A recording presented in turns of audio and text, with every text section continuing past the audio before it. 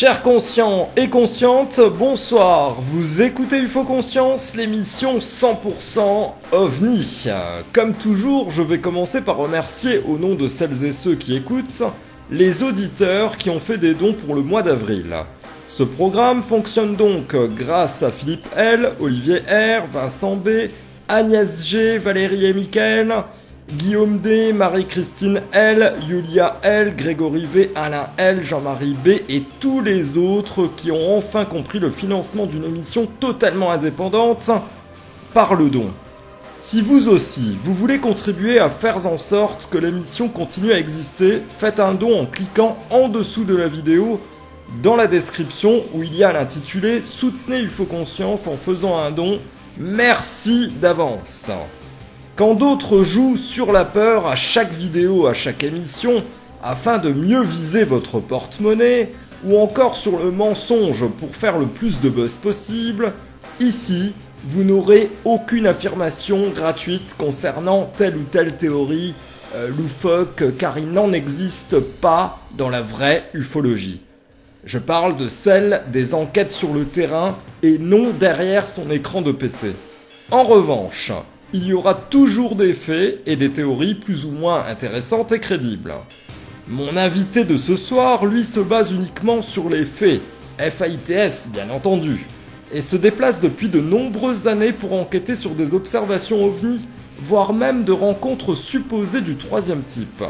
Jean-Pierre Dontz, qui est un ami de Joël Ménard, va nous raconter quelques cas passionnants issus de son livre dont il est l'auteur, OVNI, un siècle d'observation dans le nord de la France.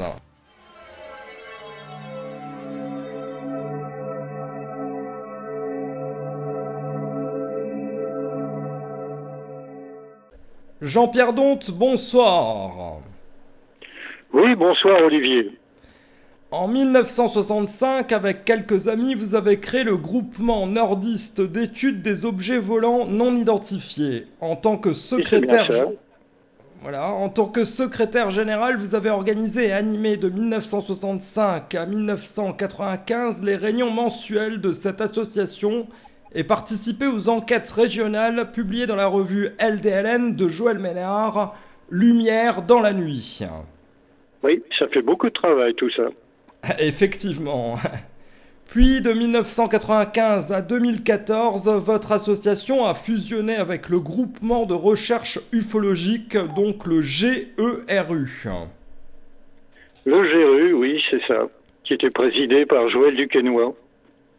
Janvier 2015, l'organisation change d'appellation. Vous êtes à présent les Rencontres ufologiques du Nord, le RUN.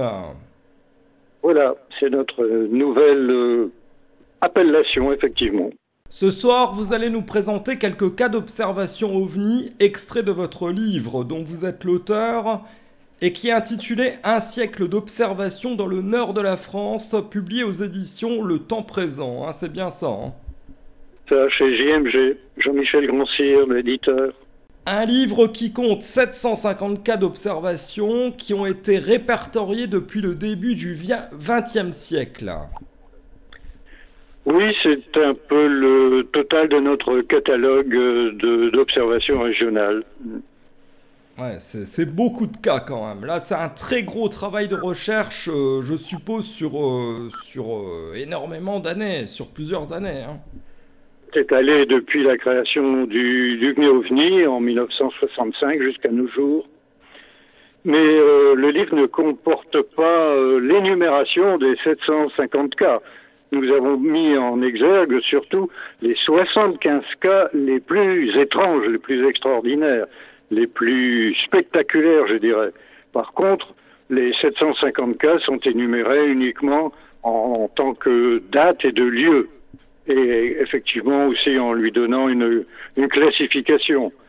Tous les cas sont répertoriés selon les classifications plus anciennes d'AINEC ou alors en tant que classification de PAN, comme le décrète le GIPAN. Il est clair que sinon il faudrait écrire au moins une dizaine de livres, ça c'est clair. Pour les 750 cas, là il faudrait beaucoup de livres. Le manuscrit pour les 750, ça aurait pu paraître en 2 tomes, Mais enfin, mon éditeur m'a dit que c'était quand même un peu gros et on s'est contenté d'énumérer les 75 cas les plus étranges dans leur intégralité. Ça représente déjà pas mal de travail. Ouais, ce qui est déjà pas mal, hein, effectivement. On va donc commencer avec l'affaire du 30 septembre 1954 à Chéran. Je sais pas si je prononce bien la ville. Chéran, hein, c'est bien ça? C'est ça, c'est une petite ville dans le nord de la France, oui. Oui, bah alors à Chéran, mais enfin, comme vous dites, ça date de 54, c'est vraiment pas récent. Et ce qu'il y a d'intéressant, c'est que cette affaire est parue dans pas mal d'ouvrages, mais on cite toujours une soirée où il y avait la fête au village, et beaucoup de gens ont vu quelque chose qui leur a semblé extraordinaire dans un premier temps, mais que l'on a pu rapidement identifier en tant que tout simplement un coucher de soleil. Par contre, lorsque l'instituteur du village en a parlé dans sa classe, un des élèves a dit « Oui, moi j'ai vu quelque chose de beaucoup plus intéressant ». Et effectivement, ce jeune garçon nous a raconté qu'il avait observé vraiment une sphère non identifiable pour lui et pour beaucoup sans doute.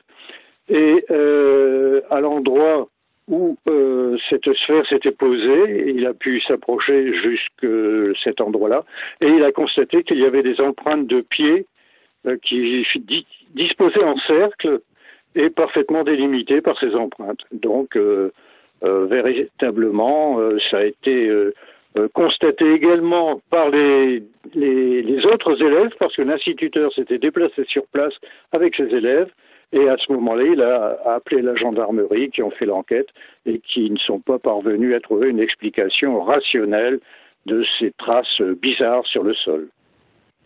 Ce qui fait beaucoup de témoins pour ce cas-là, en tout cas, hein. Témoins des traces, tout au moins. Et d'ailleurs, cette observation fait partie de beaucoup d'observations en France lors de la vague de 54, la fameuse vague qui est très connue pour ses rencontres du troisième type, hein.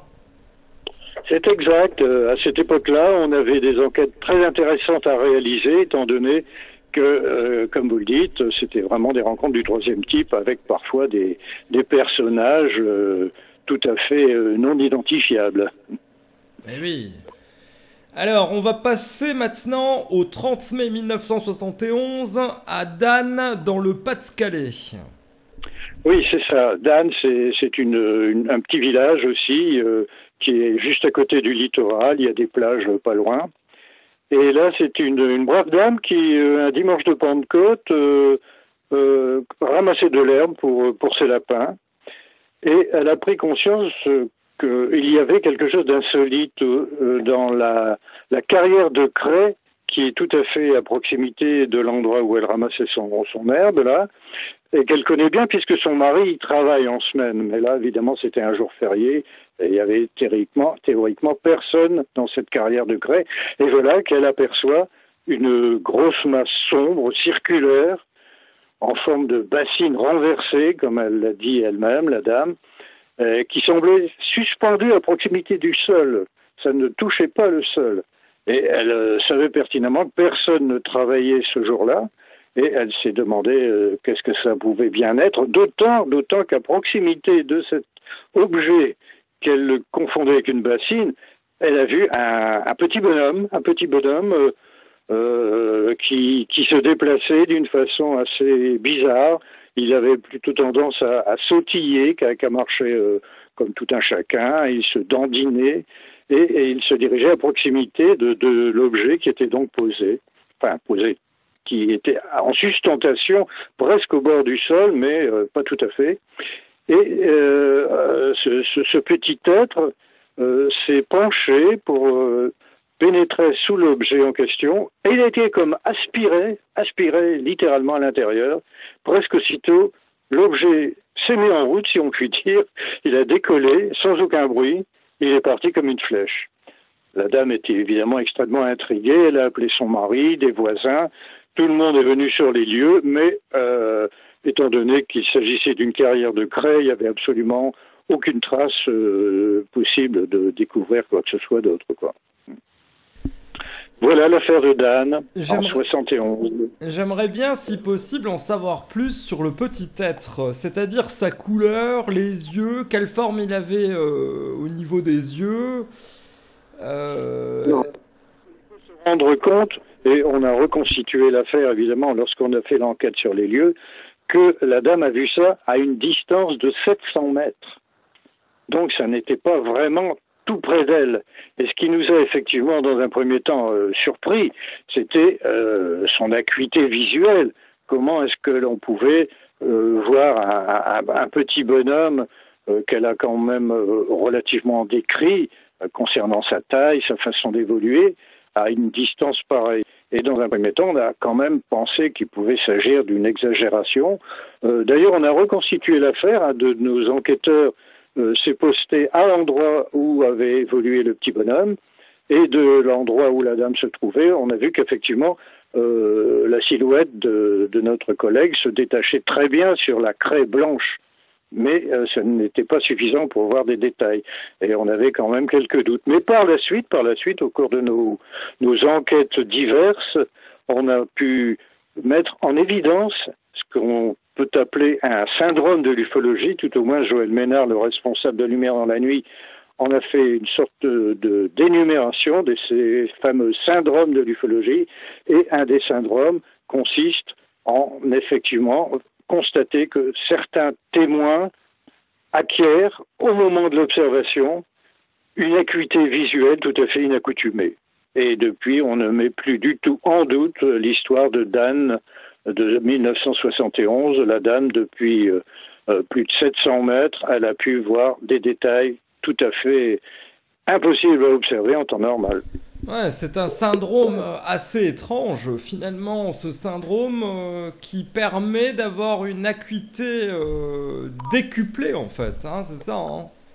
Exactement, et j'en ai fait tout un chapitre dans mon livre, où en énumérant un certain nombre de cas que j'ai retrouvés par la suite, et qui confirment qu'effectivement, lors d'observations d'objets volants non identifiés, certains témoins, pas tous évidemment, mais quand même pas mal, ont la possibilité de voir des détails qui, en notre temps, ne seraient pas visibles par un autre personnage qui ne serait pas confronté au phénomène OVNI.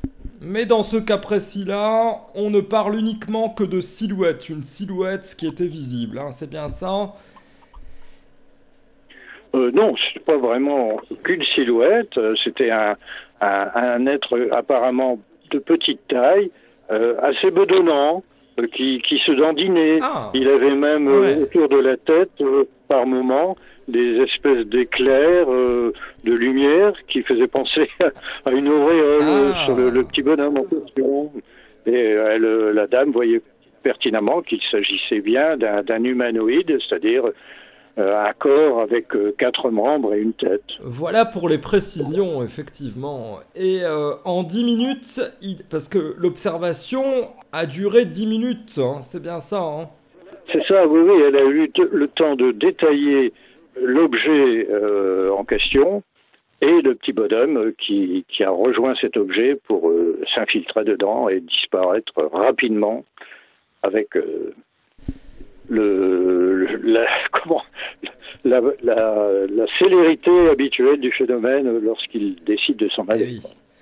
Et en 10 minutes, il n'y avait pas d'autres témoins? Non, la dame était seule sur son terrain en train de ramasser son herbe, là, et lorsqu'elle a pu appeler son mari et son voisin, l'objet était déjà parti.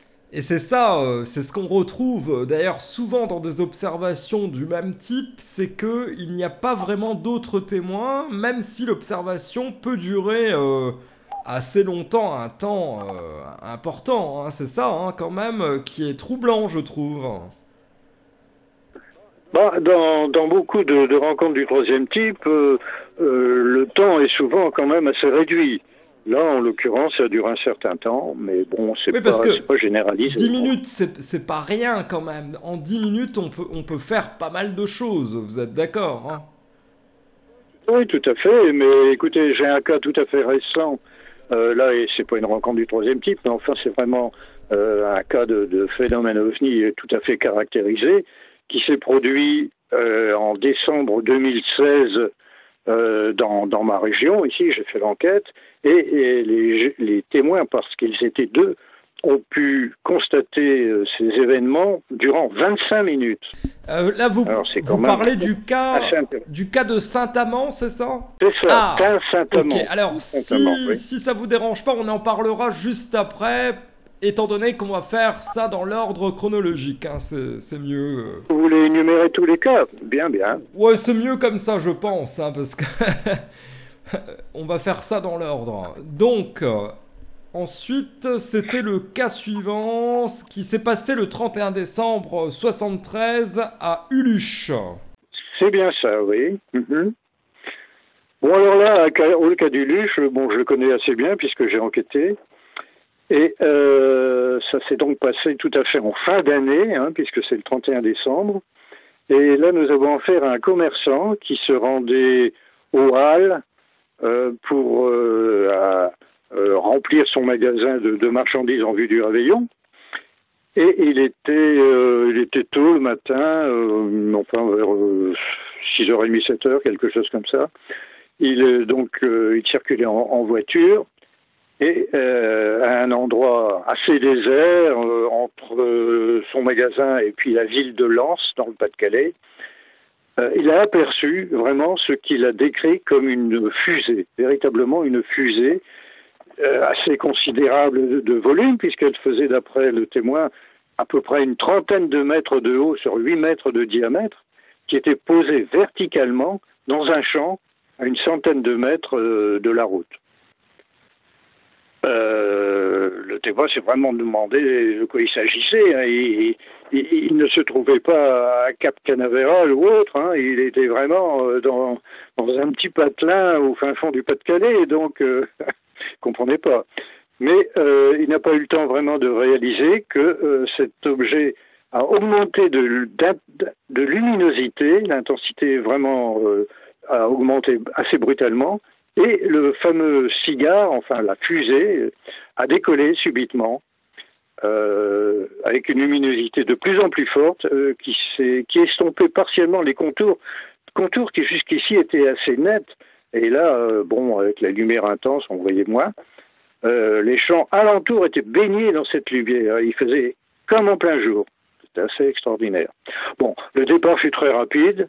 Le témoin n'a pas eu le temps de s'arrêter. D'abord, il a fait ses courses, mais au retour, il a dit quand même, j'ai pas rêvé, j'ai bien vu quelque chose d'extraordinaire. Il s'est donc arrêté et il est allé sur les lieux où, en circulant un peu dans le champ, là, il a découvert les traces laissées par l'objet en question, qui étaient quand même assez caractéristiques, et il a également découvert des traces de pas, des pas de petits pieds, à peu près comparables à celles d'un enfant de 10 ans, mais enfin des empreintes quand même, je les ai vues, ces empreintes, très, très effilées, ça ne correspond pas vraiment à des chaussures d'enfant. Ah oui, vous avez été témoin de ces empreintes, ça c'est important de le dire, oui. Et j'ai pas été le seul témoin parce que le témoin principal en question a immédiatement prévenu la gendarmerie qui s'est déplacée très rapidement et ils ont pu photographier ces empreintes et je crois même qu'il y a eu des moulages de réaliser avec du plâtre. Et les photos de ces empreintes, on les a vues tout à fait récemment encore sur Internet dans un rapport fait par l'association savante les trois AF là dans leur commission Sigma 2 où ils ont implanté dans leur reportage quelques photos et il y avait les photos prises par la gendarmerie de ce témoin de Uluche en 1973. Donc là, on est devant un cas qui est quand même important, parce que si la 3AF se penche sur ce cas, c'est pas pour rien. Hein. Effectivement, là, c'est quelque chose de... C'est du sérieux. Ils ne donnent pas beaucoup de détails dans leur rapport, mais tout au moins, ils y ont mis la photo des traces. C'est déjà pas mal. Voilà, c'est ça, ouais. Et donc, vous êtes certain, enfin, pour avoir été témoin de ces empreintes, vous êtes certain que ça ne peut pas être des empreintes de pieds d'enfant, quoi, hein, par exemple. Certains, non. Mais enfin, ça ne semble pas avoir les caractéristiques habituelles d'une empreinte de pied d'enfant. D'accord. Est-ce que vous voudriez rajouter quelque chose sur cette observation? Bah, elle a été très très documentée. Elle est parue dans pas mal d'ouvrages, dans différentes revues ufologiques. Le témoin a encore fait parler de lui à d'autres reprises pour avoir envoyé à lumière dans la nuit d'autres témoignages émanant de son entourage. Ah oui, là c'est intéressant. Et c'était quoi comme genre d'observation qu'il a envoyé à Ah, LDLN? pas aussi extraordinaire que celle qu'il a faite lui-même, mais enfin c'était quand même des observations ufologiques, quoi. Disons des observations intéressantes, mais pas comme la sienne, quoi. C'était ça, hein. Non, non, la sienne reste vraiment assez extraordinaire, ne serait-ce que par la forme de l'engin observé. C'était véritablement, d'après lui, la couleur, la taille, ressemblant à celle que l'on voit dans les livres de Tintin et Milou. Ah, oui, d'accord, ouais, ouais. Mais je veux dire, donc les autres observations après, donc cette grosse observation du 31 décembre, là, 73, c'était des observations. et d'ailleurs,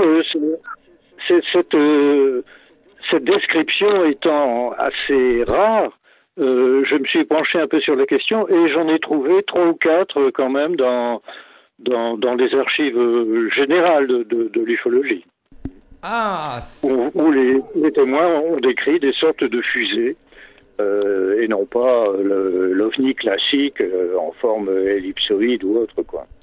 est-ce que vous pourriez justement nous en dire un peu plus, justement avec ces observations de fusées, comme vous dites, dans d'autres cas, d'autres affaires ufologiques? Je peux toujours, mais là il faut que je consulte mes archives parce que je ne les ai pas apprises par cœur. Vous y tenez vraiment? Alors, ce serait intéressant pour faire, disons, pour faire non seulement pour donner du contenu à l'émission, et puis aussi pour faire durer un peu plus l'émission et la rendre plus intéressante encore. Bien, Davantage intéressante. Alors, je vous laisse le temps qu'il vous faut, allez-y, hein. là j'ai sorti mon classeur de 1973 et je regarde, comme c'est en fin d'année, ça va être facile à trouver. On sent vraiment des méthodes qui ne sont hélas plus de notre époque maintenant. C'est-à-dire que moi je suis confronté maintenant à une ufologie qui est du grand n'importe quoi, hein. Je sais pas si vous suivez ça de près, là, l'ufologie actuelle, mais c'est devenu... Je suis tout à fait de votre ça n'est plus l'ufologie rigoureuse comme celle que l'on faisait dans les années 60, 70, 80. Oh Quoi. que oui, c'est devenu le cirque complet, hein. C'est vraiment des clowns, ça part dans tous les sens, voyage vers Mars, les reptiliens et compagnie, hein. Oui, puis c'est plus de l'ufologie de terrain, c'est ce que l'on fait nous vraiment. Les gens se contentent de publier des choses sur Internet, on ne peut pas vérifier, on ne connaît pas les sources, c'est un peu déplorable. Voilà, quoi. et puis... Mais il faut aussi, à la décharge, je dirais que on a quand même beaucoup moins d'observations et plus beaucoup d'observations aussi spectaculaires qu'on en a eu dans les années 70. Ouais, c'est vrai, mais comme vous dites, il suffit maintenant de dire sur Internet, sur YouTube, qu'on a été faire un voyage vers Mars et qu'on a voyagé dans le temps pendant 20 ans pour que les gens croient à ce truc-là, à cette théorie-là. C'est incroyable, ce que les gens peuvent être naïfs maintenant. Oui, c'est tout à fait déplorable parce que ça nuit à la crédibilité de l'ufologie, quoi. Exactement. Alors, je vous laisse donc parler de ces cas similaires à Je vais Ulush. trouver alors, c'est un cas qui s'est passé à Montmort, dans la Marne, peu de jours avant l'affaire Duluth, puisque ça s'est passé le 22 décembre 73.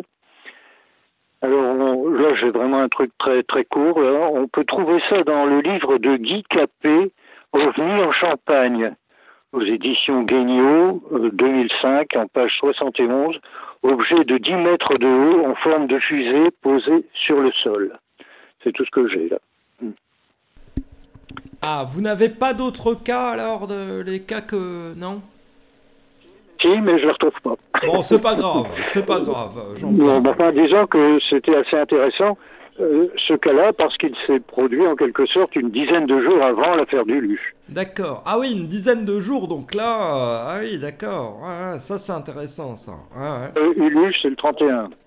Ah ouais, ok, il y a peut-être corrélation, enfin, en tout cas, il y a peut-être un rapport entre ces deux cas-là, oui. ouais, on peut l'imaginer.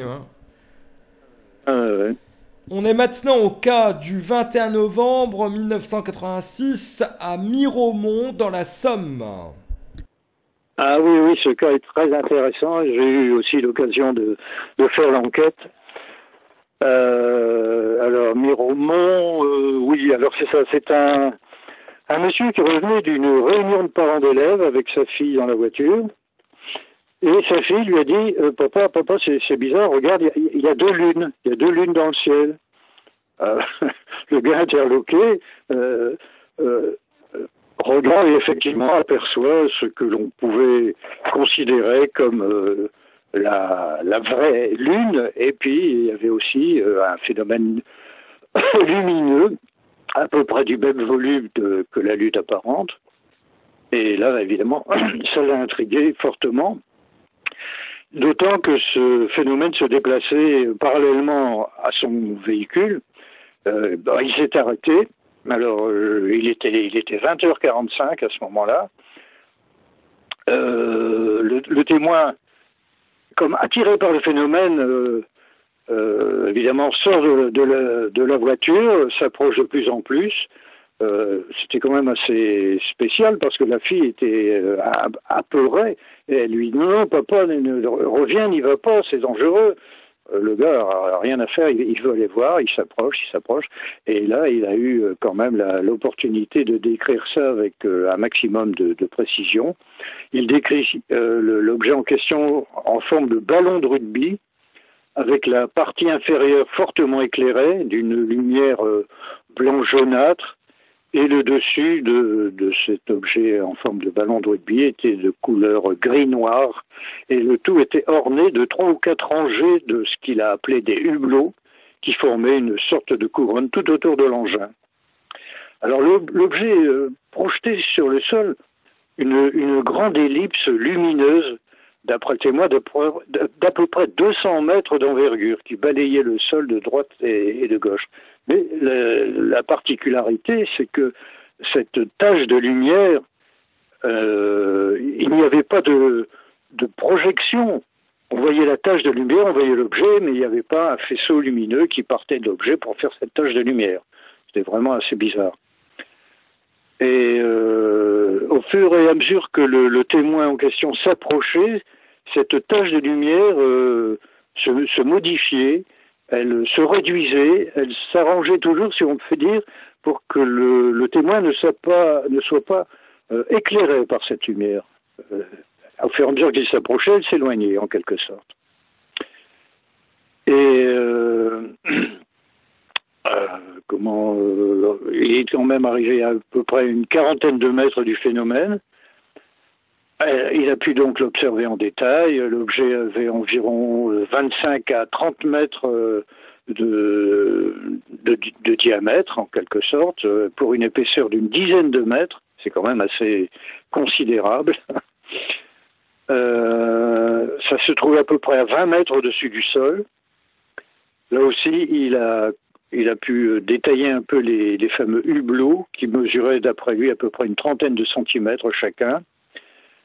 Et c'est à ce moment-là que le témoin a entendu l'arrivée d'une autre voiture.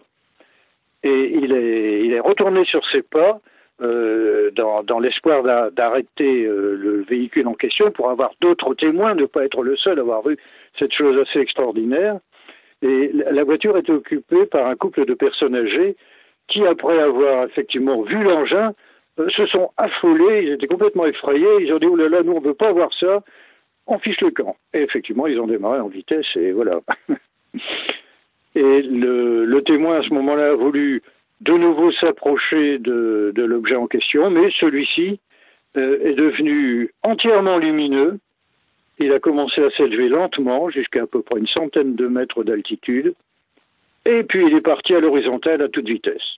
Voilà. Encore un cas bien passionnant. Hein.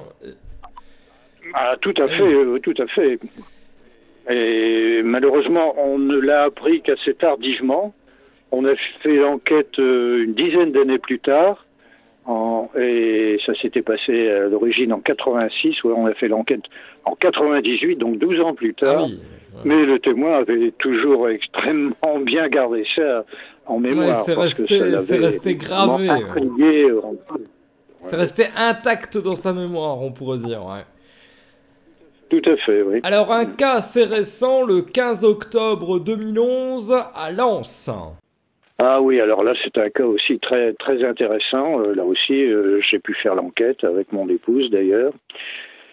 Et c'est un astronome amateur qui s'installait le 15 octobre 2011. Ça se passait à Lens, dans le Pas-de-Calais. Il était minuit à peu près. Il installait son télescope sur son balcon. Et c'est alors qu'il a aperçu, devant lui, il y a un très grand espace. On peut dire que c'est un immense parking avec des sortes de HLM tout autour. Et il a aperçu tout au bout de ce parking, pas très haut en altitude, puisque ça se voyait plus bas que l'immeuble qui était tout à fait en face, un peu en dessous de la hauteur d'un immeuble d'une dizaine d'étages à peu près. Et cet objet était triangulaire, totalement silencieux. Il se délimitait par ses extrémités qui étaient lumineuses. Donc aux trois pointes de ce triangle, il y avait des lumières bleutées. C'était à peu près à 100 mètres du témoin. Donc j'ai bien dit que ça évaluait à hauteur des immeubles en quelque sorte. Les pointes étaient éclairées d'une lueur blanchâtre et bleuâtre. Puis l'objet a marqué un temps d'arrêt de quelques secondes, ça s'est arrêté carrément. Et ça a repris sa progression en direction du témoin, et cela toujours, encore une fois, je le précise, dans le silence le plus total. Et le témoin a beaucoup insisté sur cette histoire de silence, parce qu'il était vraiment intrigué. Comment un objet de cette taille, quand même, qui s'approchait comme ça...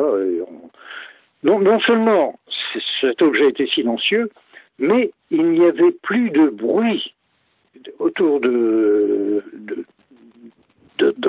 le périmètre où ces choses évoluaient. Il y a une rocade de route là qui passe tout près, et le témoin dit bien qu'en temps habituel, on l'entend en permanence, cette rocade, même à minuit. Et là, il n'y avait plus d'aucun bruit de circulation. Le triangle s'est avancé jusqu'au-dessus du balcon et est resté stationnaire. Il se trouvait à moins de 10 mètres, juste à l'aplomb du témoin, qui lui a permis de bien l'observer. Il a bien vu ce triangle équilatéral en détail. La luminosité émanant des trois extrémités manquait de netteté, présentant une sorte de bouillonnement. Le témoin décrit ça un peu comme une espèce de faisceau laser qu'on envoie sur un mur, et ça n'est pas très net, ça semble bouillonner un peu. C'était tout à fait comme ça que se présentaient les trois lumières du triangle. Le témoin, à ce moment-là, a voulu appeler son épouse, qui se trouvait dans la cuisine, juste à proximité du balcon. Il a dit « Viens voir », et il l'a carrément pris par le bras pour la tirer sur le balcon. Et c'est à ce moment-là, lui, il était devant son épouse, il a eu le temps de voir que l'objet se remettait en route et passait au-dessus de l'immeuble. La dame n'a rien vu. Alors, le témoin se précipite à travers son appartement pour aller voir des fenêtres qui donnaient de l'autre côté de l'immeuble, mais il n'a plus rien vu. Alors sa femme a tendance à pas tellement croire ce qu'il raconte. Lui, ça le rend furieux, il était choqué quand même. Et il y avait également ses enfants qui étaient là, une grande fille de 20 ans et un garçon un peu plus jeune. Et il retourne sur son balcon en expliquant ça à ses enfants. C'est à ce moment-là que, quelques minutes plus tard, le phénomène réapparaît de nouveau. Mais cette fois-ci, dans l'autre sens. Il était parti dans une direction, et là, il le voilà qui arrive de cette même direction. Mais beaucoup plus haut, toujours aussi silencieux, un peu plus rapide, et c'est passé donc, une fois de plus, au-dessus du témoin, mais beaucoup plus haut. Et là, le fils, lors de l'enquête, il nous a bien confirmé qu'il l'a vu exactement comme son père le décrivait. Et à ce moment-là, l'objet a semblé prendre une petite orientation vers le haut et accélérer d'une façon fulgurante et a disparu dans le lointain. Est-ce que vous avez répertorié beaucoup de cas de triangles dans la région du Nord-Pas-de-Calais ? Depuis la vague belge qui a manifesté dans les années de 89, 79. 89 à 91, c'est ça, non? La vague belge? 89 à 91, oui. Depuis cette époque qui a mis vraiment le triangle d'actualité, je dirais, on a eu beaucoup d'observations avec cette description. On pourrait dire que ça a débordé, c'était pas seulement la Belgique, il y a eu aussi à la frontière, hein. Absolument, absolument. Je crois que le phénomène se moque royalement des frontières.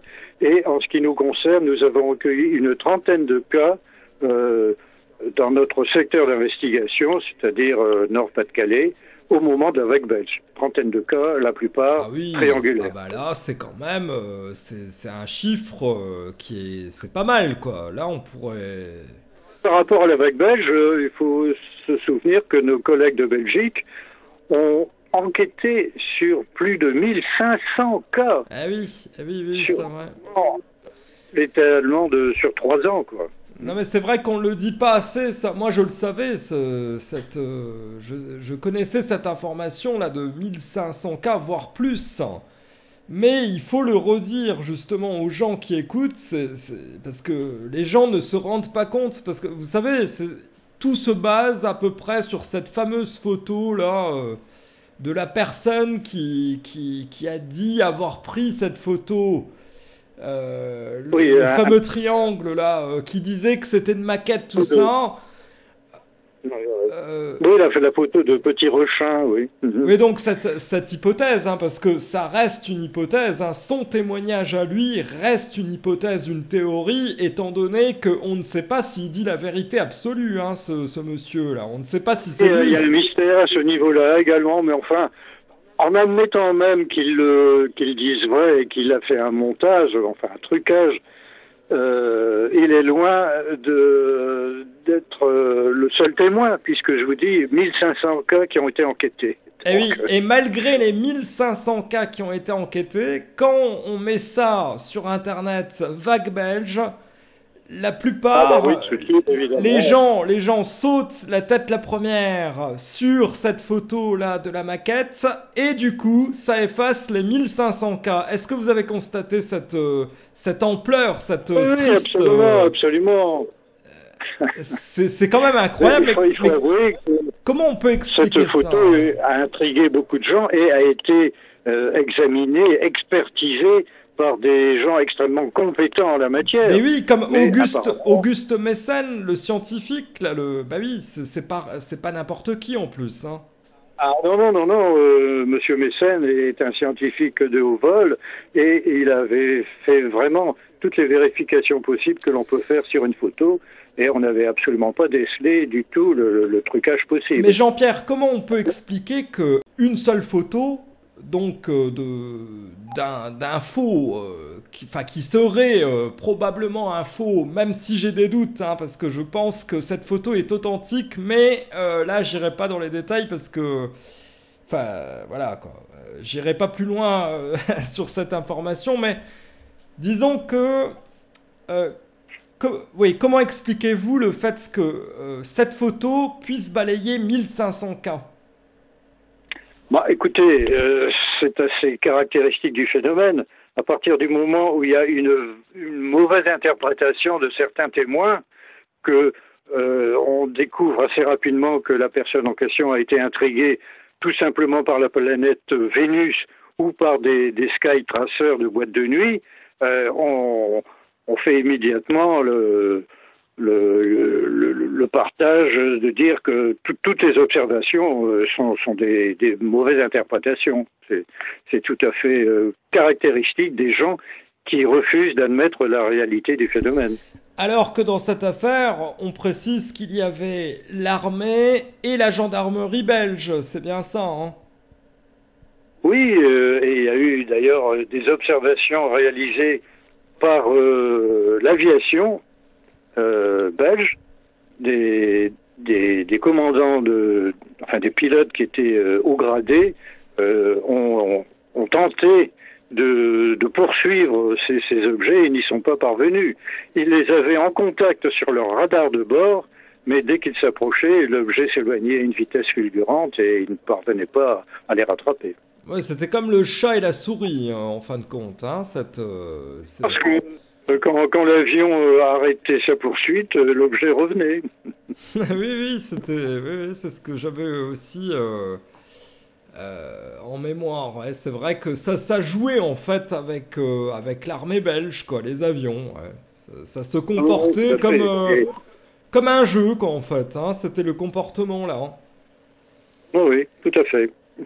Et est-ce que vous avez reçu, donc, comme vous êtes un enquêteur quand même connu dans votre secteur, vous avez reçu pas mal d'informations, j'imagine, de la SOBEPS à l'époque, la SOBEPS qui était l'association belge qui s'est occupée en fait hein, de cette vague d'ovnis de triangulaire. Oui, nous avions de très bonnes relations avec la SOPEPS. Je connais personnellement leur photographe qui avait lui aussi fortement examiné la photo de Petit Rechin, etc. On avait une très bonne collaboration. On a enquêté sur on a fait des enquêtes sur les mêmes cas parfois. Eux venaient au-delà de la frontière et nous sommes permis de faire aussi quelques cas transfrontaliers, disons. Alors, presque 30 ans après cette grosse vague d'ovnis, est-ce que vous avez encore des informations qui sont totalement inédites?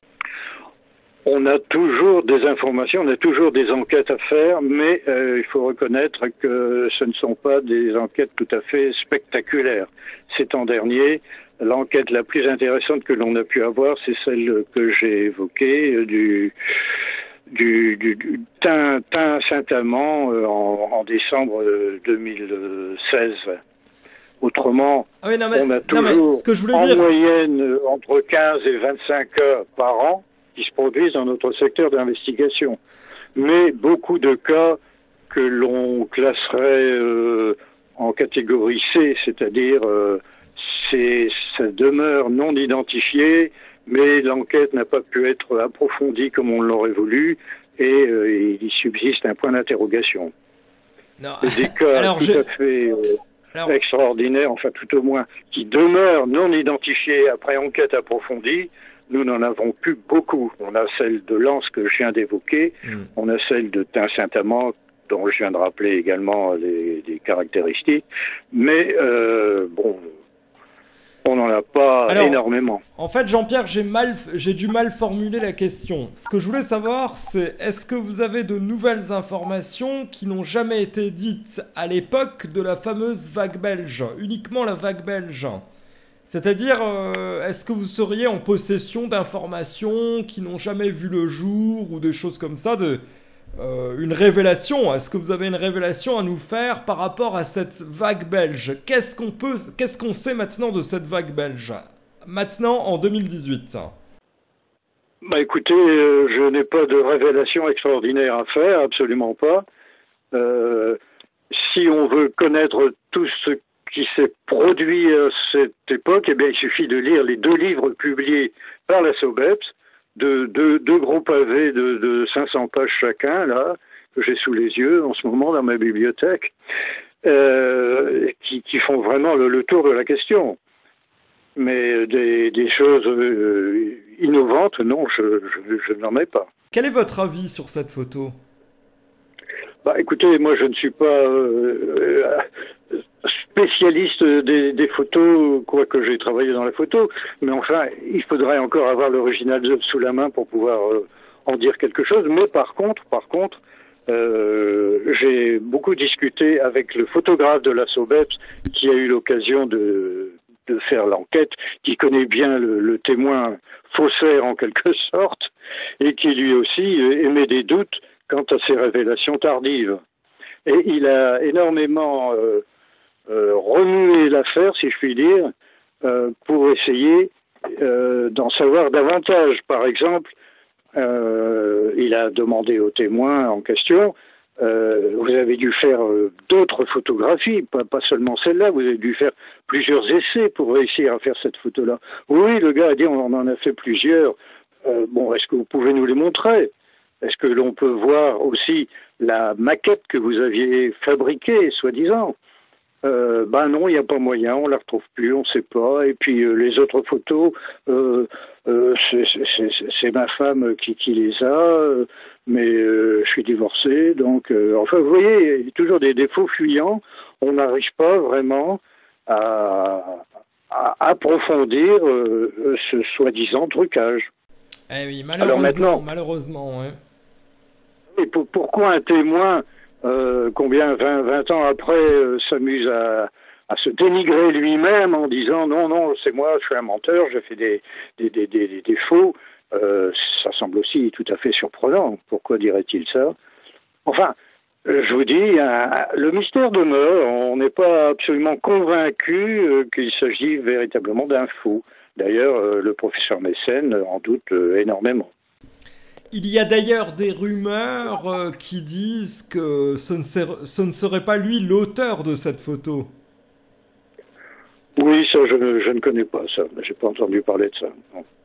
Bon, voilà. Donc on va s'arrêter là pour la vague belge et on va passer au cas suivant, le dernier cas d'ailleurs, qui date du 3 décembre 2016 à Saint-Amand. Oui. C'est un cas qui date donc de 2016 et nous n'avons pu réaliser l'enquête que tout récemment puisque on n'en avait pas pris connaissance de cette histoire. Les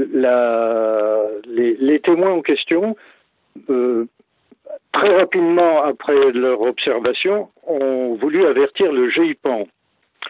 Ils ont rempli le questionnaire que l'on peut trouver sur Internet et l'ont envoyé au GIPAN avec tous les détails qu'ils avaient pu observer.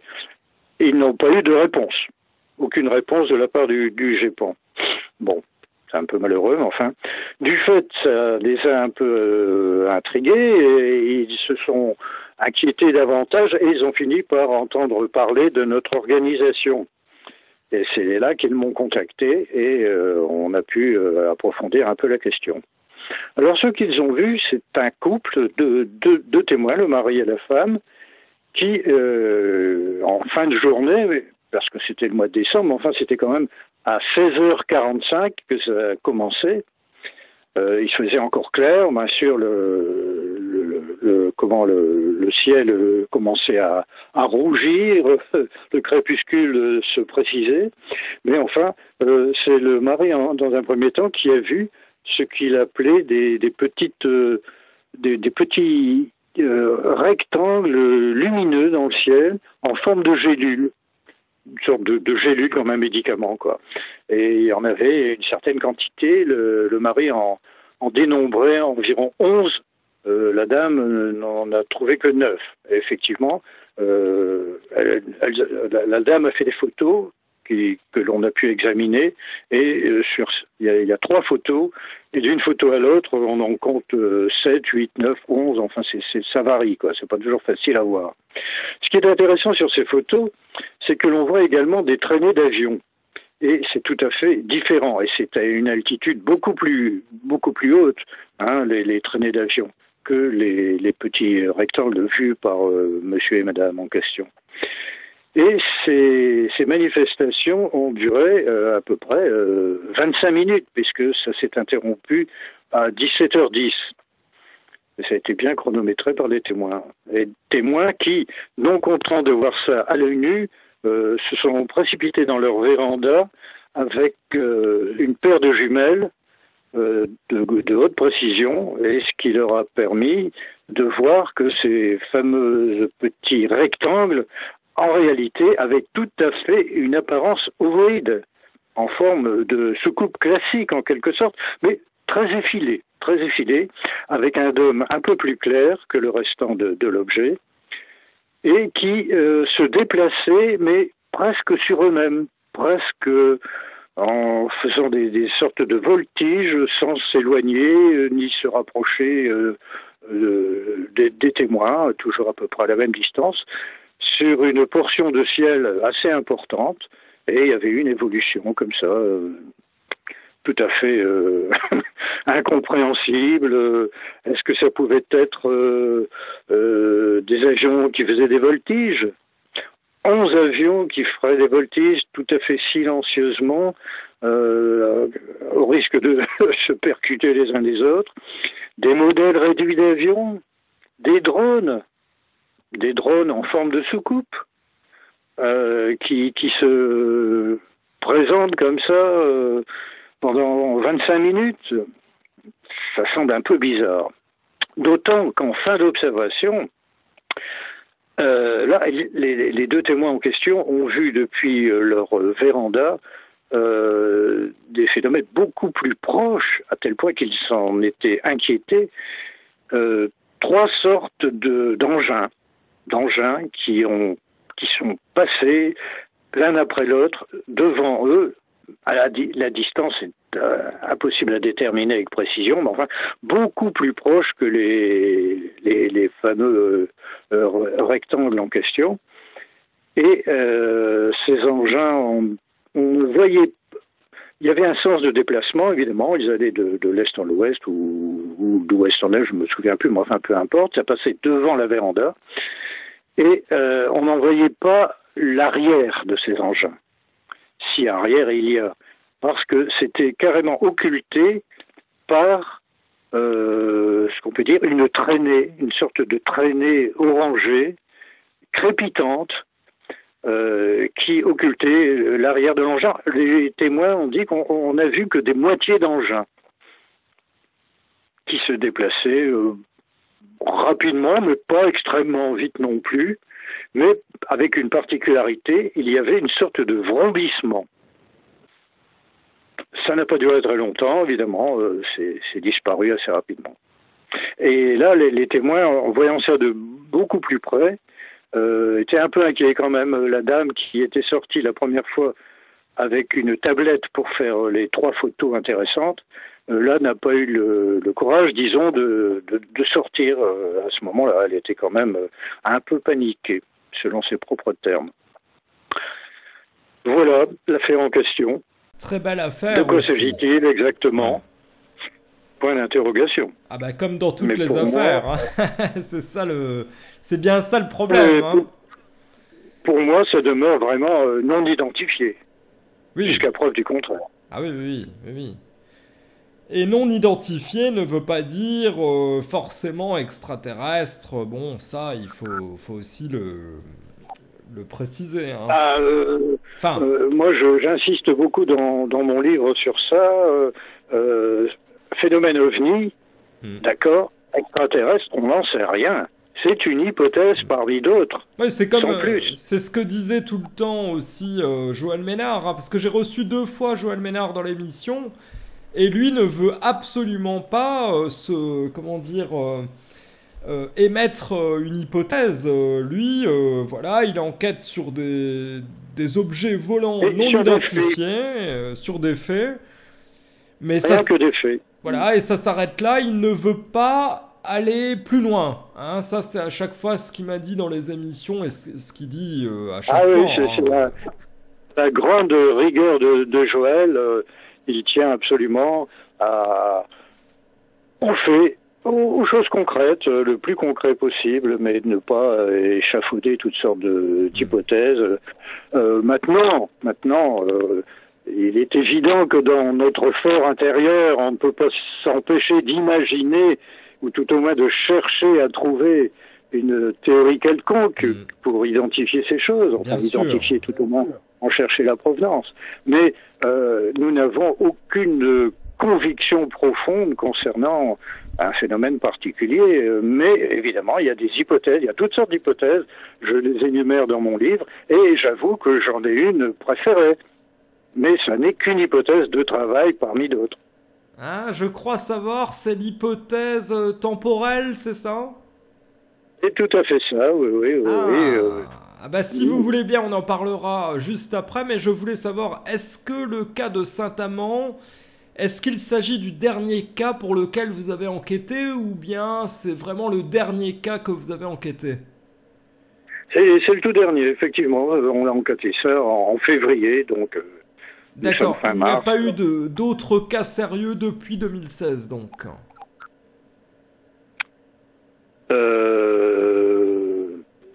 Si, on a quelques cas en 2017, mais disons que l'enquête de l'affaire de 2016 ne s'est réalisée que tout dernièrement.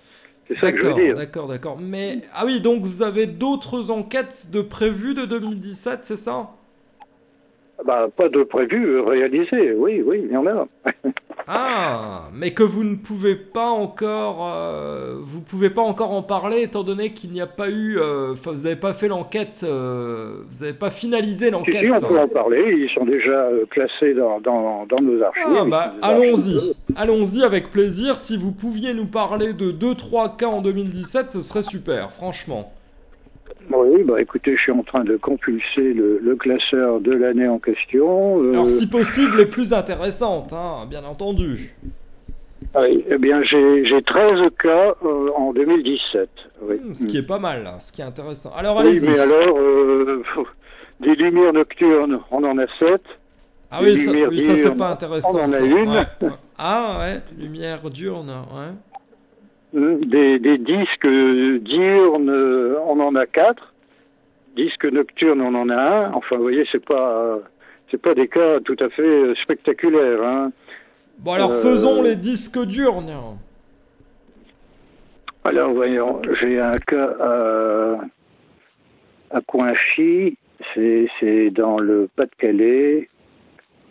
Alors, je vais vous le dire rapidement. Hein, alors, ça s'est passé près d'une église, en direction de Cambrin, c'est un autre patelin. Alors, voici le phénomène. Une lueur qui a changé de couleur, de jaune à rouge très clair, en passant par l'orange, très haut dans le ciel, trop pour que que ça puisse être un drone, selon le témoin. Cette lueur avait une allure extrêmement rapide et surtout des directions déroutantes. Elle était tantôt immobile, tantôt se déplaçant à une vitesse sidérante et incohérente. Cela ne pouvait pas être un avion, ils sont beaucoup plus lents, et surtout ils ne peuvent prendre de faire de tels voltiges en quelque sorte. La lueur était tantôt plus haut, tantôt vers le haut, tantôt vers la droite, tantôt vers la gauche, puis elle a fini par disparaître presque instantanément. Vous voyez, c'est un cas... et ça ne peut pas être, d'après vous, un ballon en aluminium. Hein.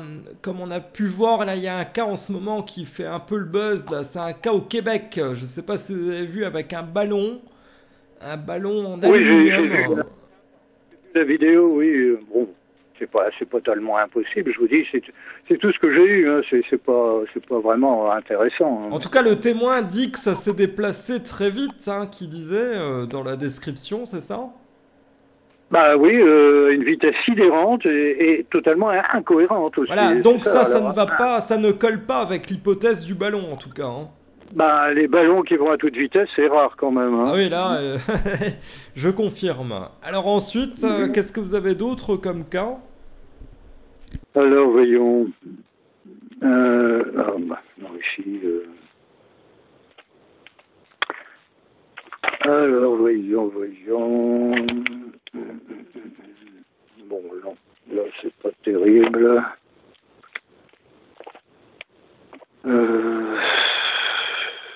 Bon, ici, ça a l'air déjà un peu plus intéressante.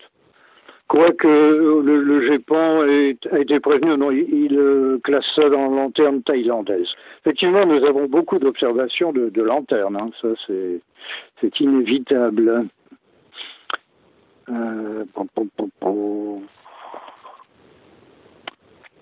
Alors,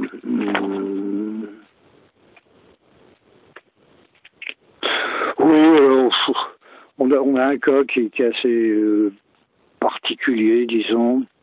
Alors, ça s'est passé à Mont-Saint-Barreul, c'est dans la banlieue lilloise, en octobre 2017, vers 18h30.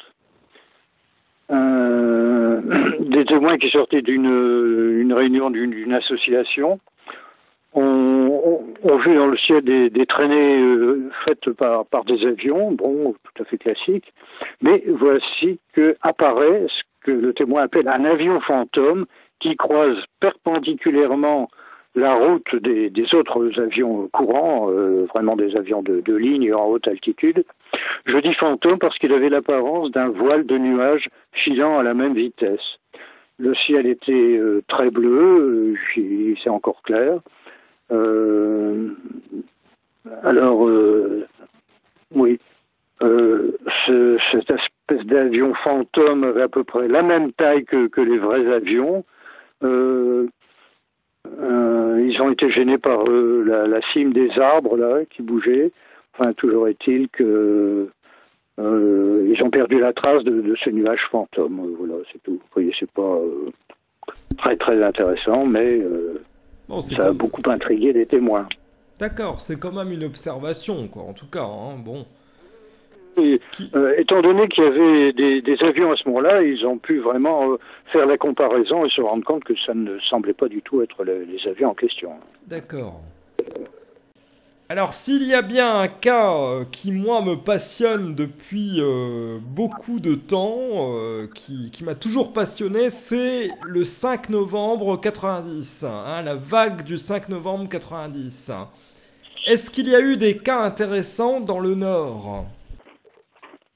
Oui, j'ai cherché un peu dans mes dossiers, j'ai retrouvé 2 cas, en tout et pour tout, dans le Nord. Un cas à Hasbrouck et un cas à Solzoir, tout ça dans le département du Nord. Mais bon, c'est la description tout à fait classique du cas du 5 novembre. Hein. Le cas d'Hasbrouck est peut-être un peu plus particulier dans le sens où le témoin décrit vraiment le fameux triangle qui se promenait dans le ciel, se déplaçait lentement, horizontalement. Et ce qu'il avait de particulier, c'est qu'il y avait des faisceaux lumineux qui semblaient scruter le sol, et ça aurait duré 10 minutes. Au bout de ce laps de temps, l'engin serait parti comme une flèche en altitude à une vitesse incroyable. Alors là, moi je crois que le 5 novembre 90, il y a eu une retombée d'une partie de vaisseau spatial, il n'y a pas de doute, il y a eu quelque chose qui s'est désintégré dans la haute atmosphère. Mais il y a eu d'autres choses aussi, apparemment, et ça, Joël Ménard l'a bien mis en évidence. On a un certain nombre important de cas qui ne correspondent pas à la retombée de vaisseau spatial. C'est-à-dire que là, dans ce cas précis, il faut bien faire la part des choses. Il y a bien eu cette retombée d'un étage de fusée russe.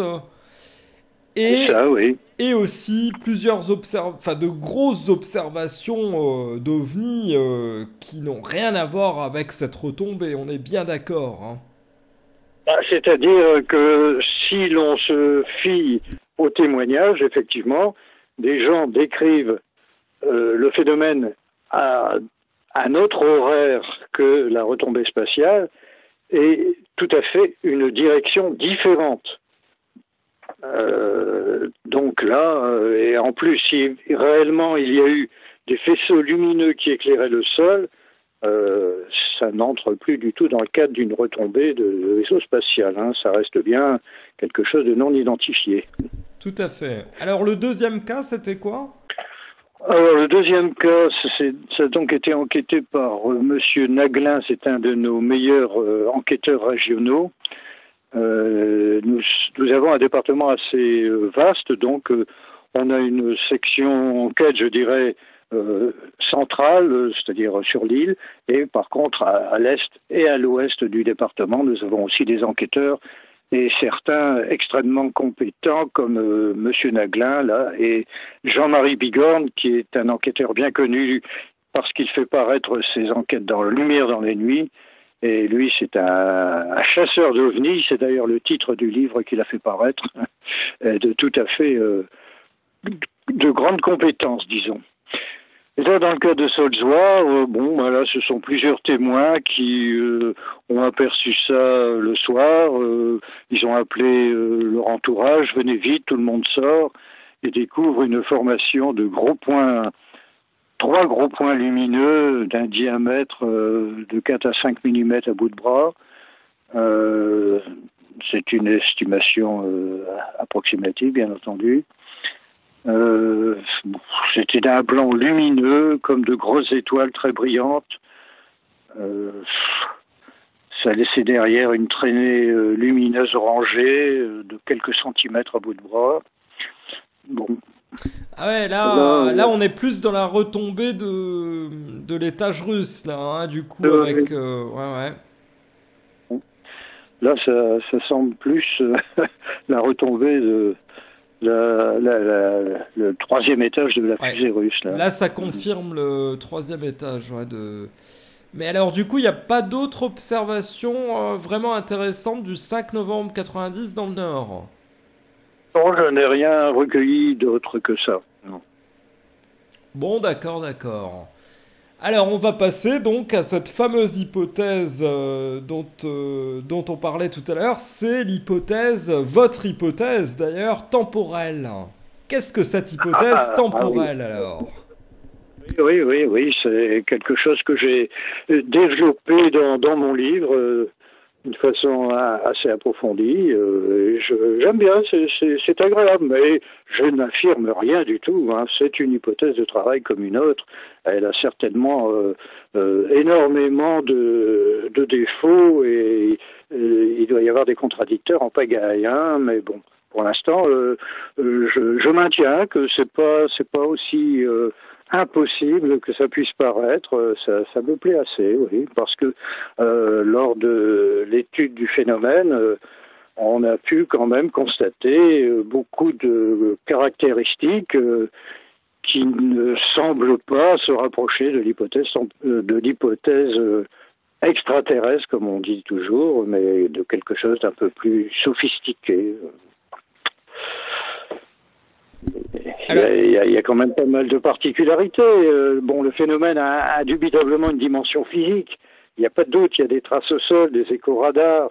Il n'y a pas de doute sur la matérialité du phénomène, mais il y a aussi d'autres particularités qui parfois nous échappent assez totalement. Les ovnis, semblent capter les pensées du témoin, parfois. Ça intrigue énormément. Beaucoup de chercheurs ont compris que le phénomène OVNI ne présentait quelque chose de bien plus compliqué et de bien plus étrange que l'hypothèse du vaisseau spatial. Bon alors me direz-vous, si ce n'est pas des vaisseaux interplanétaires, qu'est-ce que ça peut bien être? Eh bien, il y a quelques hypothèses très surprenantes qui paraissent intéressantes pour expliquer certains comportements du phénomène. Les ovnis ne seraient pas des visites d'astronautes extraterrestres, mais il s'agirait plutôt d'interactions avec d'autres plans dimensionnels d'espace et de temps. Alors, je me suis efforcé de démontrer ça dans mon livre. Je présente cette hypothèse qui n'est pas forcément nouvelle, mais j'argumente avec d'autres auteurs d'ailleurs sur cette éventualité qu'effectivement ces objets viendraient du futur et non pas d'une galaxie éloignée de la nôtre, quoi. Mais du coup, votre théorie me fait penser directement à l'incident de Redelsheim, avec ce petit ovni en forme triangulaire qui a livré, qui a émis des espèces de télépathiquement aux témoins une série de chiffres de 0 et de 1, et dans ces, dans ces chiffres qu'a noté le témoin sur un carnet, hein, je sais plus le nom du témoin en question, mais c'était un militaire. Et à la description de tous ces chiffres, on était là face à justement des visiteurs du futur, c'est-à-dire nous, notre propre humanité venant du futur, donc des voyageurs du temps, et qui disaient qu'il y avait plusieurs endroits sur Terre, comme Sedona en Arizona. Hein, c'est pas pour rien que j'ai pris ce pseudo Olivier de Sedona maintenant, hein, je le dis. D'accord. Mais pas seulement à Sedona, un peu partout dans le monde, des points en fait où il y avait justement, comment on pourrait dire, des sortes de portes temporelles. Est-ce que vous connaissez ce cas-là justement de Redelsheim? Oui, bien sûr, je connais le cas de Redelsheim, c'est devenu un grand classique de l'ufologie britannique. On en a d'ailleurs parlé récemment parce que il a été mis en avant les survols de centrales nucléaires par des drovnis, comme on dit maintenant. Oui, les drovnis, effectivement. Oui, un mélange de drones et d'ovnis. Oui. Il faut se rappeler que la base de l'OTAN qui était à Redelsheim là, était également un endroit où des missiles thermonucléaires étaient stockés. Donc, on a aussi fait le rapprochement avec ça, quoi. Bon, maintenant, c'est le colonel Halt, je crois, qui a fait ces remarques que vous venez d'énumérer, là. Bon, c'est possible tout ça, mais bon, on n'a pas beaucoup de garantie que ce qu'on a pu soi-disant lui communiquer d'une façon télépathique tienne réellement la route. Enfin, je sais pas, moi je suis toujours un peu sceptique concernant en fait, c'était les contacts étroits. Dans une émission, il parlait, je sais plus si c'était une émission du MUFON, quelque chose comme ça, là, vous savez, les fameuses émissions du MUFON, là. Et puis c'était donc les nombres binaires, quelque chose comme ça, qui avaient communiqué en fait télépathiquement, et j'avais trouvé ça vraiment très intéressant parce que là c'était une information qu'on n'avait jamais eue justement dans ce cas de Redelsheim. Hein. C'est une information qui est sortie il y a quelques années, hein, il y a 2-3 ans, pas plus quoi. Hein. Oui,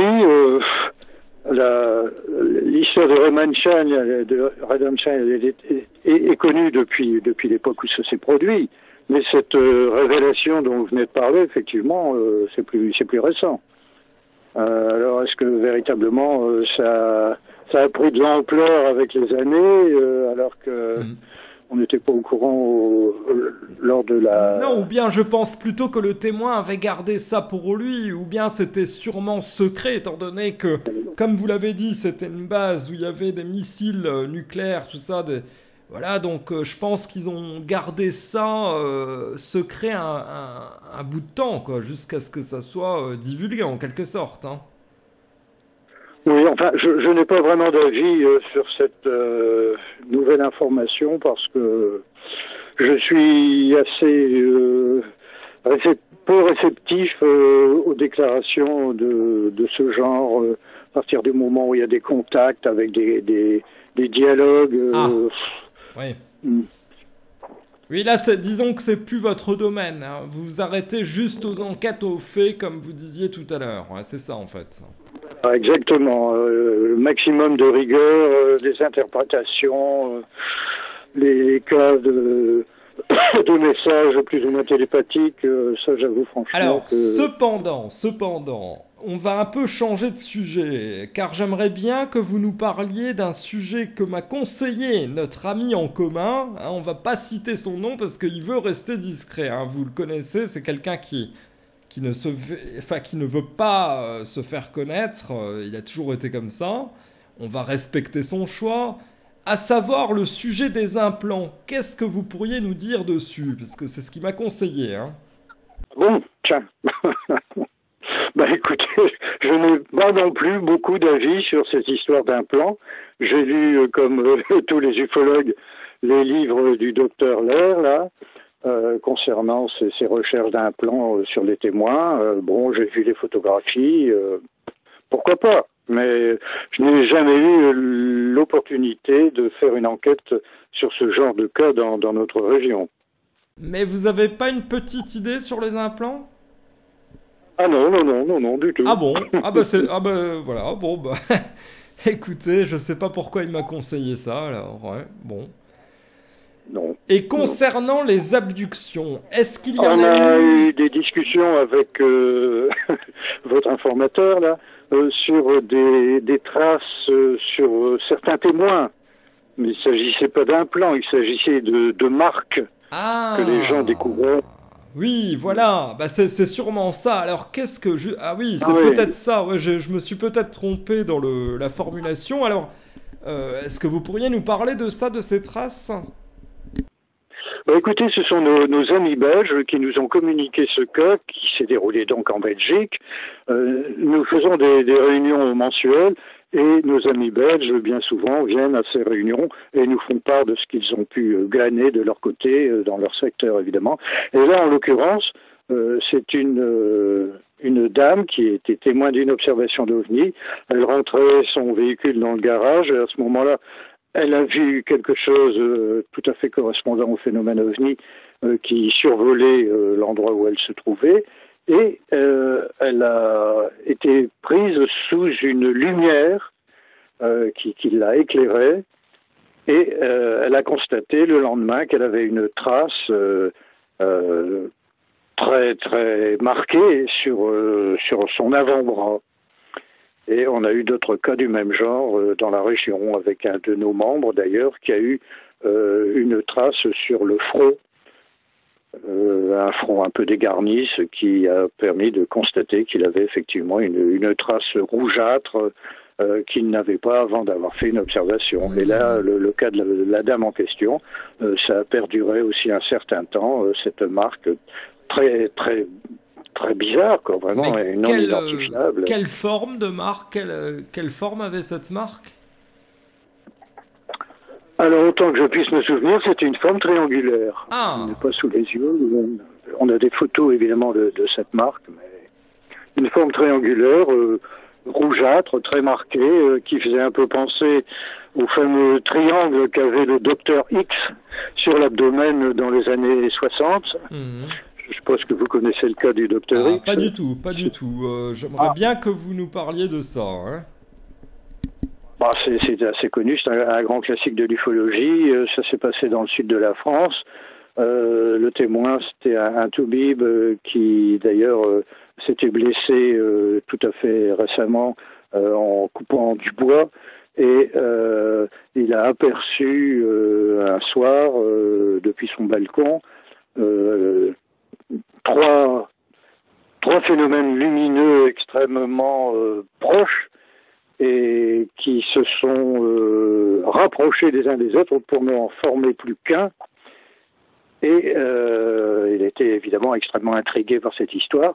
Et il a constaté, peu de temps après, dès le lendemain, je crois, qu'il avait, déjà, il n'avait plus mal à sa blessure, qui était carrément cautérisée. Et en plus, il avait sur l'abdomen, autour du nombril, un triangle rougeâtre, très, très prononcé, qui a duré très très longtemps et qui disparaissait et réapparaissait. Et il est passé à la télévision et il a pu montrer son ventre et où la trace se voyait encore très bien. Et donc, ça ressemble à ce cas des années 60, c'est bien ça, les cas qui sont récents, là? Oui, oui, oui, tout à fait. Oui. Enfin, ça fait penser à ce cas devenu un classique de l'ufologie. On dit, tiens, des témoins sont percutés par quelque chose qui laissent des traces sur leur peau. Est-ce qu'il y a eu des analyses un peu plus poussées, du style dermato, des choses comme ça, non? Alors, je crois que dans le cas du Dr X, oui, ça a été vraiment très très poussé. Mais ici, ça n'a pas été facile. On a essayé. Votre correspondant devait d'ailleurs essayer de contacter la personne en question, mais il n'y est pas parvenu parce qu'elle ne veut plus entendre parler de ça. Elle a eu pas mal de gens qui sont venus l'importuner, évidemment, et elle ne veut plus en entendre parler. Mais je ne sais pas si véritablement ça a été vu par un médecin, etc. Ça, on n'a pas pu approfondir. C'est ce qu'aurait bien voulu faire. Bah oui, ouais. Mais bon, on peut pas tout avoir, hein. En ufologie, c'est comme ça, hein. Des fois...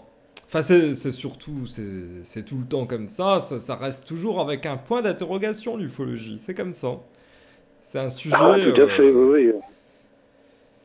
C'est un sujet qui ne fait pas de cadeaux, on va dire, et pour lequel on donne beaucoup de notre temps, et on n'a jamais les réponses au final. Finalement, c'est ça. Hein. On n'a pas les réponses. Il faut pas forcément les espérer.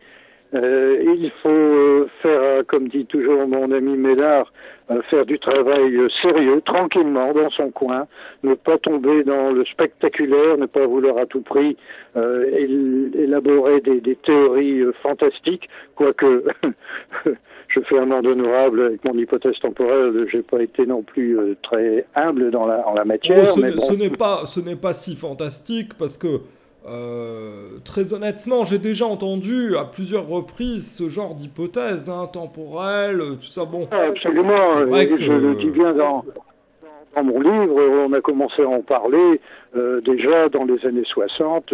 C'est Aimé Michel, l'ufologue bien connu, qui en parlait déjà dans la revue Planète dans les années 60. Donc, voilà, oui, c'est une hypothèse comme les autres, hein, après tout. Hein, voilà. Ça ne balaye pas l'hypothèse extraterrestre, ça fait partie d'une des hypothèses. Ça peut, comment dire... Exactement, mais il y a beaucoup quand même de caractéristiques qui plaît dans la faveur de cette hypothèse, ne serait-ce que, encore une fois, c'est ce que j'ai mis en évidence dans mon bouquin, la morphologie des humanoïdes vus à proximité des ovnis. Ils ont une morphologie qui correspond assez bien à la nôtre. La taille n'est pas la même, il y a quelques caractéristiques du visage selon les témoins qui diffèrent, mais ce sont quand même des humanoïdes, une tête, un corps, des membres, tout comme nous. Est-ce que véritablement la vie qui est certainement très développée dans les exoplanètes, disons, ou partout dans l'univers, mais la vie, mais sous quelle forme? Sous la nôtre, forcément? Non, pas du tout. C'est Carl Sagan, l'astronome, qui disait bien que s'imaginer que notre forme de vie est généralisée dans l'univers, c'est de l'anthropocentrisme. Ça n'est pas du tout une certitude, loin de là. Exactement. Et alors, oui, allez-y. Et comme les descriptions des témoins de ces petits êtres sont tout à fait caractéristiques de notre propre morphologie, on a tendance à penser que ça doit nous toucher d'infiniment plus près que quelque chose venant d'intergalactique, quoi. Voilà, c'est ça. Alors, un sujet beaucoup plus sensible, et on va d'ailleurs terminer avec ça. Alors là, je ne sais pas si vous voulez en parler ou pas, parce que c'est vrai que c'est très sensible, et les ufologues en France n'aiment pas trop en parler. C'est bien le sujet des abductions. Est-ce qu'il y a eu des abductions dans le nord de la France? Au moins une. À ma connaissance, non. Maintenant, on a pas mal de cas où les témoins ont été confrontés à ces fameuses petites entités, mais abduction, je n'en connais pas véritablement.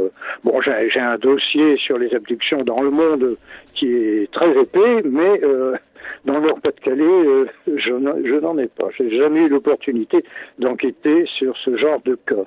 Tout au moins dans la région. Ouais, alors c'est étonnant. Ça voudrait dire que le Nord-Pas-de-Calais, le Nord et le Nord-Pas-de-Calais seraient épargnés par cette par comment dire, comment on pourrait appeler ça, par cette particularité, quoi, hein.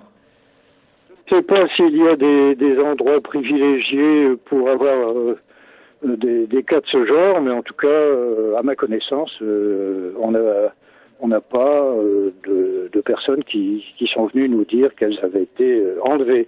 On a des cas où les gens ont eu ce qu'on appelle un missing time, un temps manquant. Ah, oui, quand Mais, même, ouais, ouais. oui, ça, des temps manquants, on en a quelques-uns Ouais, quand ouais, même. Hein. qui fait référence, enfin les temps manquants, ça fait écho justement aux abductions, dans certains cas, Oui, hein, bien ouais, sûr. c'est vrai, ouais. Et combien il y a eu Mais de temps manquants à peu près?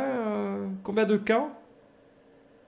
je ne sais pas compter, mais enfin, ça doit se tenir sur les doigts d'une main, hein, pas plus, je ne Ouais, crois c'est pas. vraiment infime. Donc là, c'est quand même intéressant de dire aux auditeurs de leur dire que au final, quand même, dans cette région là, qui est le Grand Nord, bon, il y a pas eu de cas d'abduction vraiment. Enfin, en tout cas, voilà, il n'y a pas eu de description qui pourrait faire penser à des abductions. Alors il y en a certains, malheureusement en ufologie, qui essaient de faire croire qu'en France, il y a beaucoup d'abductions, autant qu'aux États-Unis, tout ça. Vous confirmez que c'est totalement faux, finalement. Bah, je ne m'avancerai pas jusque-là, puisque je n'investigue pas partout en France, Oui, loin de là, oui, on oui, se oui, oui. contente de notre petite région nordiste, mais Bon, est-ce que les ceci missing dit, time comme vous dites, touchent automatiquement à une abduction, je n'en sais rien. Par contre, je vous dis, dans mes dossiers et au cours de mes pérégrinations hors secteur d'investigation, j'ai rencontré des gens qui prétendaient avoir été abductés. ah, Mais bon, mais d'accord. maintenant, on peut toujours me raconter tout ce qu'on veut. Hein. Ah, vous avez À partir du rencontré, moment donc, vous où... avez quand même rencontré, donc, dans le Nord, des personnes qui se disaient abductées. Non, pas dans le Nord. Pas dans le Pas Nord. dans le Je vous Nord, dis, pas dans le Nord. D'accord, d'accord. pérégrination hexagonale. Ah oui, dans toute la France. Non, mais c'est là que c'est Ah oui, intéressant oui. parce que vous êtes quand même bien placé pour savoir, puisque tous les témoins, donc dans le Nord, Nord-Pas-de-Calais, vont vers vous automatiquement, hein, c'est Oh logique. là là, non, certainement, beaucoup de cas nous échappent. Hein. On ne se fait pas trop d'illusions. Maintenant, il semblerait qu'il y a beaucoup plus de témoins qui contactent le GIPAN et lorsqu'ils sont déçus, je dirais, par la façon dont le GIPAN les reçoit ou même répond simplement à leur message, eh bien, ils se tournent vers nous. Ils cherchent sur Internet, ils finissent par trouver nos coordonnées et nous contactent. Mais on ne se fait pas d'illusions. Beaucoup de cas doivent nous échapper. Et c'est pour ça, d'ailleurs, que souvent, lors d'une conférence, il y a des gens qui se lèvent et disent « Mais oui, mais moi aussi, j'ai vu quelque chose. » Et quelquefois, c'est pas loin de chez moi. Mais bon, voilà, on l'apprend que tardivement. Bon, en tout cas, une chose est certaine, c'est qu'il n'y a pas autant d'abductions que voudraient nous faire croire certaines personnes en France, voilà, qui voudraient nous faire croire qu'il y en a autant qu'aux États-Unis. Enfin, moi, personnellement, je pense qu'il n'y en a pas autant qu'aux États-Unis. Après, je ne sais pas pourquoi, hein, Le nombre compte peu. En l'occurrence, même s'il n'y avait qu'un cas avéré, ce serait suffisant, évidemment, pour nous intriguer au plus haut Ah point. oui, oui, bien sûr, mais de toute façon, il y a eu des abductions en France, ça c'est certain. Ça, je ne nie pas, hein, comment dire, euh, les abductions La en réalité France. de ce phénomène, Ouais, mais non, moi ah non non, non, non, plus, moi hein, je pas du suis tout. très intéressé par ce sujet, tout ça, et je suis persuadé qu'il y a eu des abductions en France, mais ce que je voulais faire comprendre aux auditeurs, c'est qu'il n'y a pas autant d'abductions en France au niveau de la... Après, il faut faire des calculs au niveau de la population. On n'a pas la même population qu'aux États-Unis. Mais je pense qu'il n'y en a pas autant que certaines personnes qui voudraient nous faire croire. Parce que, vous savez, moi je suis en plein dedans. Je veux dire, je suis sur YouTube, tout ça. Et il y a des tas de gens qui sont sur YouTube, qui font des sortes de régressions hypnotiques, tout ça. Et qui font croire que ces gens-là ont été abductés. Pour moi, ces gens-là Oui, sont des charlatans. Vous voyez ce que je veux dire? C'est ça que je voulais bien, préciser en fait. oui, mais enfin, il y a quand même eu énormément de cas bien enquêtés, ne serait-ce que par Bud Hopkins ou même John Mack. Leurs livres sont quand même très intéressants à approfondir. Mais des cas semblables en France, oui, on a eu dans le Sud, il y a eu certains cas quand même qui ont été assez bien développés dans différentes parutions, qui semblent crédibles, tout à fait crédibles. Bon, j'ai tout ça dans mes archives, mais ce ne sont pas des archives régionales. Oui, et pour vous dire que je ne suis absolument pas contre les abductions, c'est que j'ai reçu à plusieurs reprises des chercheurs, de grands chercheurs comme Barbara Lamb, David Jacobs, que vous devez connaître. David Jacobs, voilà, qui voit ça vraiment très négativement. Pour lui, les abductions, c'est quelque chose d'extrêmement négatif. C'est une sorte d'invasion. Oui, c'est le thème même de Jacob. Hein. Je sais, j'ai lu ses ouvrages, dont un tout dernier là qui fait effectivement pas de cadeau. Ah oui, bah ça c'est ce qu'il nous avait dit dans l'émission d'ailleurs. Hein. Bon, en tout cas, c'était très intéressant. Merci beaucoup Jean-Pierre pour cette émission, pour cette description de cas vraiment très intéressants dans le nord de la France. On va rappeler le titre de votre livre, Un siècle d'observation dans le nord de la France, publié JMG, c'est ça? Bien ça, oui. Et puis là, je vais à peine pu effleurer mon hypothèse temporelle qui demanderait évidemment beaucoup plus de temps et de compulsion de mes articles. Mais si ça intéresse quelqu'un, n'hésitez pas. Ça fait partie d'un chapitre de mon livre qui est quand même assez bien développé, disons. Voilà, effectivement, on n'allait pas tout raconter. Tout est dans le livre, si ça vous intéresse, ces théories, cette hypothèse temporelle, et surtout retrouver des cas tout aussi intéressants que ce soir que vous avez énuméré. Tout est dans le livre. Merci beaucoup Jean-Pierre. Mais c'est moi qui vous remercie beaucoup. Merci, au revoir et à bientôt. Entendu, merci, au revoir. Au revoir.